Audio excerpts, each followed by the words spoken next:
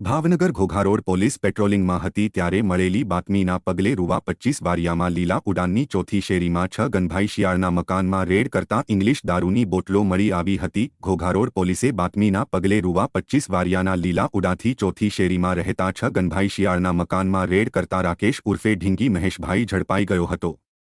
પોલીસે રહેણાંકી મકાનમાંથી 24 બોટલ ₹8,400નો જપ્ત કર્યો હતો। જ્યારે આ દારૂ ક્યાંથી લાવ્યો તે વિશે પૂછતા કપિલ પરમાર નામના વ્યક્તિનું નામ સામે આવ્યું હતું। આથી પોલીસે રાકેશની અટકાયત કરી બંને વિરુદ્ધ ધોરણસર ગુન્હો નોંધી કપિલ પરમારને ઝડપવા ચક્રો ગતિમાન કર્યા હતા।